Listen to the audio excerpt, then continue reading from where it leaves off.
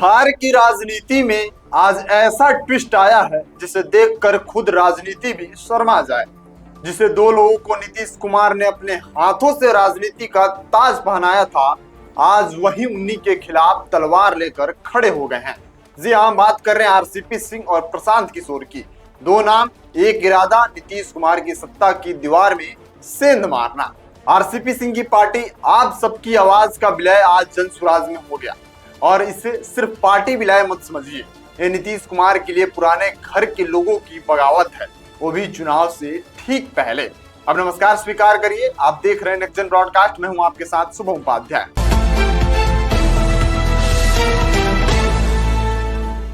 RCP Singh एक वक्त था जब नीतीश कुमार की आंखें बंद होती थी तो फैसले आरसीपी सिंह के दस्तखत से होते थे। पार्टी के राष्ट्रीय अध्यक्ष से लेकर केंद्रीय मंत्री तक का सफर सब नीतीश कुमार की कृपा से। लेकिन फिर सत्ता का सूरज ढलने लगा और विश्वास की दीवार दरक गई। प्रशांत किशोर भी कभी जदयू के लिए स्ट्रैटेजिक चाणक्य माने जाते थे, लेकिन नीतीश कुमार का स्वभाव कुछ ऐसा है कि जो उनसे आगे बढ़ेंगे वो घमंडी हो जाते हैं, और जो पीछे हट गए वो नालायक घोषित कर दिए जाते हैं। अब वही घमंडी और नालायक मिलकर जनसुराज की नई किताब लिख रहे हैं। अब विलय ऐसे ही नहीं हुआ।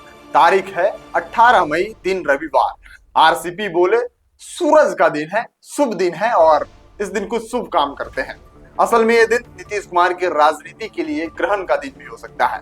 जिस समय नीतीश कुमार एनडीए और इंडिया के बीच कंफ्यूज है, क्योंकि उनका ऐसे ही चर्चा रहता है कि कब कहां पलट जाए किसी को नहीं पता। तो जैसे ही चुनाव आ रहा है तो नीतीश खुद कंफ्यूज है कि एनडीए में अभी रहें या फिर इंडिया अलायंस की तरफ अपना पार्टी का जो पूरा है प्रकोप लेके चले जाएं।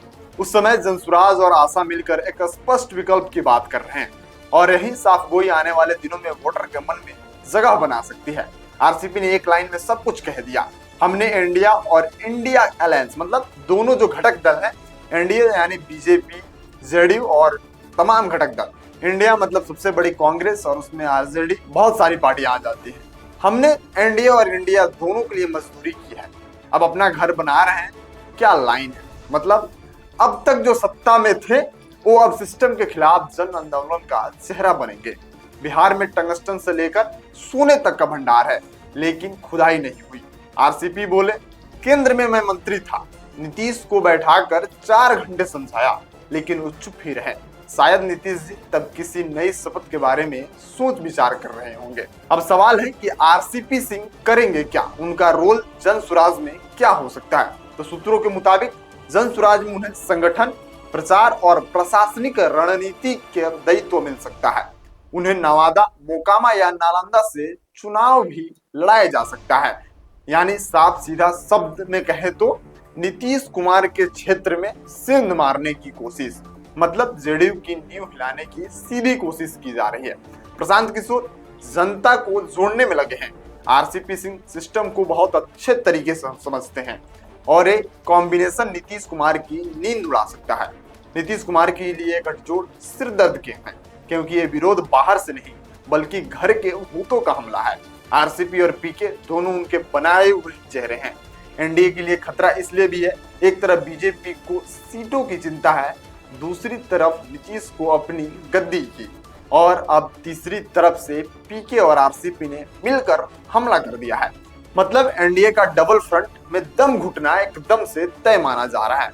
कई लोग कहेंगे पीके आरसीपी तीसरे नंबर पर रहेंगे, लेकिन चुनाव में तीसरे नंबर पर आने वाले अक्सर सरकार की चाबी थाम लेते हैं। 2015 में भी आप देखिए, लालू नीतीश ने ऐसा ही किया। 2020 में बीजेपी जेडीयू ने, और फिर 2025 में अब कौन करेगा?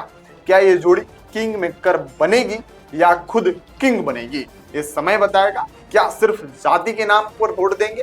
क्या हर बार आप सुशासन बाबू की लाचारगी पर भरोसा करेंगे, या एक ऐसा गठजोड़ चुनेंगे जो सिस्टम में रहकर सिस्टम को काटना जानता है? जनसुराज और आशा का विलय सिर्फ दो नेताओं का विलय मिलन नहीं है, ये नीतीश युग के ढलते सूरज की दस्तखत हो सकती है। सवाल अब सिर्फ इतना है, क्या जनता अब तीसरे विकल्प के तौर पर तैयार है? क्योंकि बिहार में इलेक्शन होने हैं और नीतीश की ये दल बदलू, बार बार पार्टी चेंज करना जनता को अब फिट नहीं बैठ रहा है। जनता एक नई उम्मीद चाहती है। जनता अब बिहार में रोजगार चाहती है। जनता अब बिहार में फैक्ट्री चाहती है। बिहार के लोग सबसे ज्यादा पलायन करते हैं वो रुके। और प्रशांत किशोर जो युवाओं को अपने ओर खींचने में, आकर्षित करने में कोई कसर नहीं छोड़ रहे हैं। पढ़े लिखे जितने युवा हैं वो प्रशांत किशोर की राजनीति और उनकी विचारधारा से काफी प्रभावित हो रहे हैं। और ऐसे समय पर जब चुनाव नजदीक है, उस समय पे आरसीपी सिंह का जुड़ना बहुत बड़ा टर्निंग पॉइंट साबित हो सकता है। जहां प्रशांत किशोर राजनीति को अच्छे तरीके से जानते हैं, समझते हैं, वहीं आरसीपी सिंह के पास अनुभव है।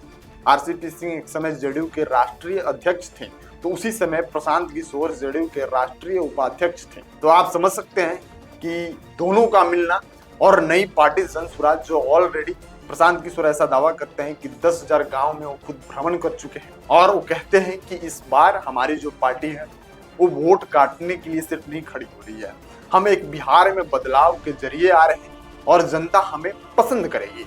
देखना दिलचस्प होगा, क्योंकि आने वाले 3 से 4 महीनों में बिहार में इलेक्शन है और हमारी भी टीम बिहार में ऑन ग्राउंड रहेगी और राजनीति को समझने की कोशिश करेगी और आपको दिखाने की हर प्रयास रहेगी कि एक एक राजनीति की खबर, जनता के मूड क्या है, उसको आप तक ऑन ग्राउंड रह के पहुंचाया जाए।